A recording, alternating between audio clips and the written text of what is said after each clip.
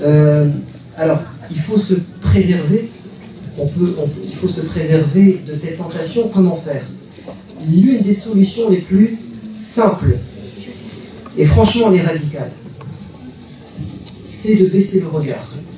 Baissez votre regard. Tout commence par le regard intéressé et pervers. Dans l'histoire de Youssouf, quand le scandale, quand le ministre a voulu étouffer le scandale est quand même, il s'est quand même produit. Les femmes en Égypte ont commencé à parler de qui? De la femme du ministre, en disant « Oh là là, la femme du ministre est tombée amoureuse, follement amoureuse, au point de perdre la tête. Elle est tombée amoureuse de son serviteur, de son valet. » Et qu'est-ce qu'elle va faire?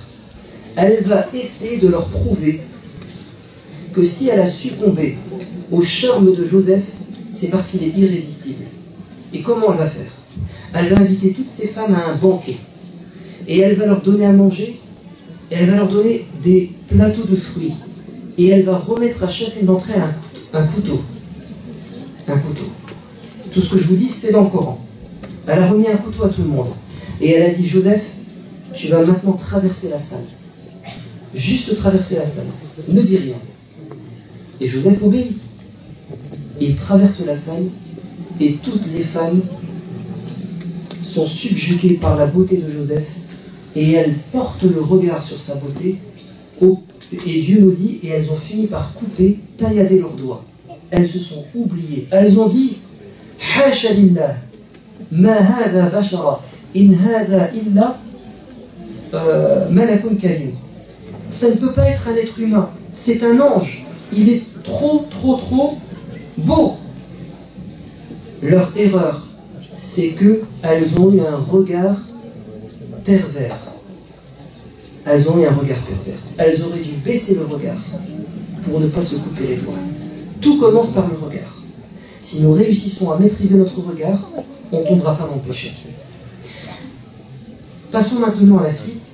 Youssouf alayhi salam entre en prison. Pourquoi? Parce qu'il refuse. Il refuse d'accepter les propositions, les avances de la ministre. Et il est jeté en prison. Et il va y rester des années, des années, des années.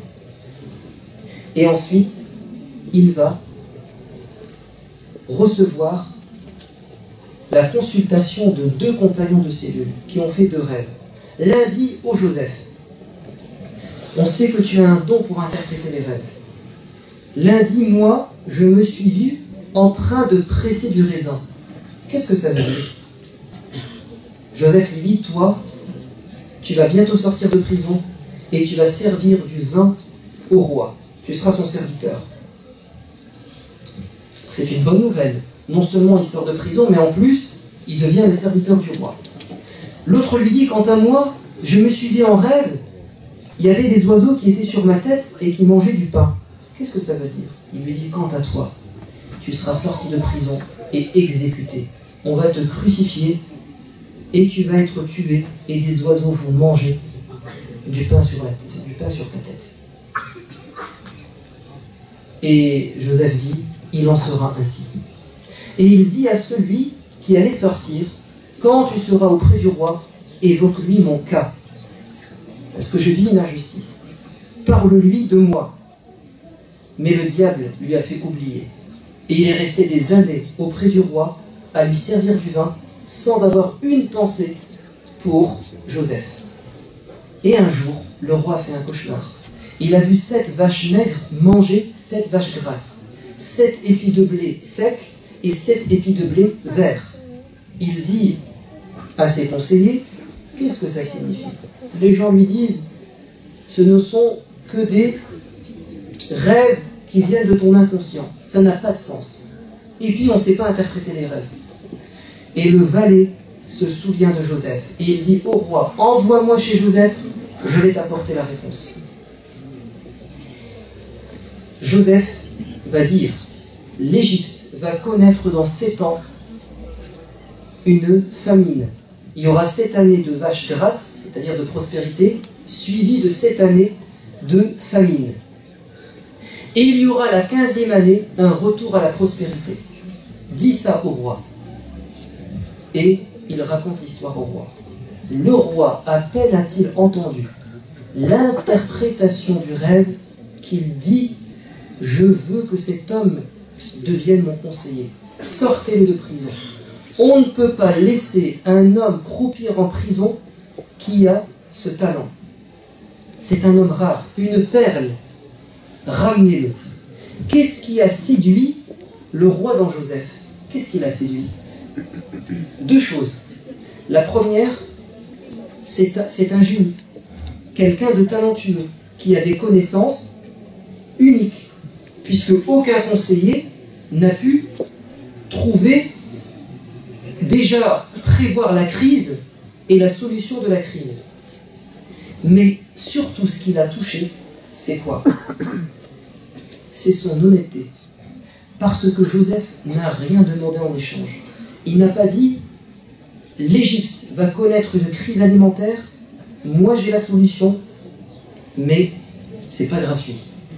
Je vais soit demander de l'argent, soit demander ma libération. » Et c'était la logique des choses.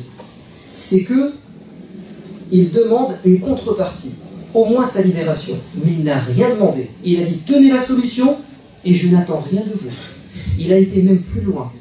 Il a donné, il a interprété le rêve et il a rajouté quelque chose qui n'était pas dans le rêve. C'est la 15e année. Dans le rêve, il n'y avait que 14 ans. 7 ans de famine, 7 ans de prospérité. La 15e année, c'est lui qui l'a rajouté. Il a été tellement bon qu'il a rajouté la bonne nouvelle. C'est qu'après 7 ans de famine, il y aura un retour à la prospérité. Donc c'est quelqu'un d'honnête et quelqu'un de compétent. J'ai besoin de lui. Il le sort de prison et le roi lui dit « Maintenant tu es libre, fais ce que tu veux. » Est-ce que Joseph a dit « Je retourne chez mon père, Yacoub, chez ma mère? Ça fait 20 ans, 30 ans que je ne les ai pas vus. » Non. Il a dit au roi « Je veux sortir le pays de la crise. » Pour quelle raison? Pourtant, il leur a donné la solution. Normalement, il a donné la solution, il peut s'en aller. C'est déjà bien ce qu'il a fait. Non. Il donne la solution et il veut la mettre en pratique. Pourquoi? Parce que Joseph sait pertinemment qu'il y a des gens maintenant qui ont les compétences pour sortir le pays de la crise, mais il leur manque une qualité. C'est l'honnêteté et la confiance. Parce que même si on a des compétences, si on n'est pas digne de confiance, comme des gens qui sont au pouvoir, ils sont diplômés, ils ont fait des études pour gérer l'État. Mais ce qui fait que nous sommes dans la crise, ou ce qui fait que parfois ils nous mettent dans les problèmes, c'est peut-être parce que ils ne tiennent pas leurs promesses, ils ne sont pas dignes de confiance. Ils sont compétents, mais ils ne sont pas sincères dans leur démarche. Ils veulent leur intérêt personnel. Et c'est pour ça qu'il y a toujours des scandales. Un tel a volé, un tel a fait ceci, un tel a fait cela. Joseph dit, laisse-moi faire, roi, parce que moi j'ai des compétences et moi je suis digne de confiance. Et le roi a dit, mais évidemment, évidemment que j'accepte ta proposition, ton CV.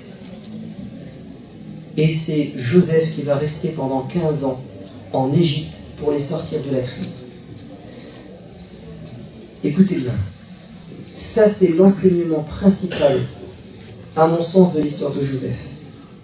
C'est que Youssouf alayhi salam, tout ce qu'il a subi, s'il a été jeté dans le puits, s'il est devenu esclave, s'il a été jeté en prison, tout ceci, c'est pour qu'à la fin, il arrive tout en haut au pouvoir. Sans cela, il ne serait jamais arrivé au pouvoir. Et si Dieu a voulu qu'il arrive au pouvoir, c'est pour prouver aux gens à son époque que le musulman, il est bénéfique dans sa société. Le musulman, il se distingue par ses compétences et par ses qualités morales. Et si véritablement nous étions comme Joseph, je vous assure que nous serions au pouvoir. Pas parce qu'on aime le pouvoir, pas parce qu'il n'y a personne pour être au pouvoir, mais parce que les gens considéreraient que nous avons une qualité qui est rare, c'est que nous sommes dignes de confiance. Mais on est loin du compte. On est loin du compte. On ne s'est pas encore distingué par notre honnêteté. Il y a toujours ce dicton, malheureusement, qui est confirmé par le comportement de certains jeunes: les Arabes, c'est des voleurs. Il n'y a pas si longtemps, non, je ne vais pas parler de ça parce que c'est des histoires qui sont autour de nous et on pourrait reconnaître les gens. Mais il y a des gens qui salissent notre réputation et notre islam. Parce qu'à un moment donné, on les prend la main dans le sac. On les prend la main dans le sac. Et ça, c'est très grave. Regardez, en Angleterre, quand il y a eu des élections municipales, pourquoi les gens ont choisi à Londres un musulman au pouvoir? Pourquoi? C'était pas la bonne période pour choisir un musulman. Qu'est-ce qui s'est passé? C'est parce qu'on avait deux candidats, Goldsmith, qui était riche, fils de milliardaire, et très compétent, issu d'une famille politique. En face de lui, il avait un fils d'immigré pakistanais, chauffeur de bus, issu d'un quartier populaire, et qui n'est pas très riche. Comment a-t-il été choisi? Sur quelle base? Pas au niveau des compétences. Goldsmith était sûrement plus compétent. C'est parce qu'il s'est distingué par son honnêteté. Les gens ont dit, on a plus confiance en cet homme qu'en l'autre. Et on ne cherche pas les compétences. Les gens compétents, on en a marre, on les a testés. On veut un nouveau profil, on veut des qualités morales. Lui, il sera sensible à notre sort, parce qu'il est issu des quartiers. C'est un fils d'immigrés. Il a connu la misère, la discrimination. Il était à la tête d'un organisme de défense des libertés. Il a fait ses preuves. Et ils l'ont choisi. Et c'est ce que disent les sondages. Quand ils ont interrogé les gens ont dit, on a confiance en lui. Et pourquoi le prophète bien-aimé était appelé à son époque le digne de confiance? Pourquoi? Il était courageux, mais on ne l'appelait pas le courageux. Il était généreux, on ne l'appelait pas le généreux. Il était éloquent, on ne disait pas Muhammad al-Fasih, l'éloquent. On disait Muhammad al-Sadiq al-Amin. Pourquoi? Parce que il s'est distingué par cette qualité. Les gens sont dans le mensonge, dans l'arnaque, dans la trahison. Qui va être honnête? Quelqu'un de pieux.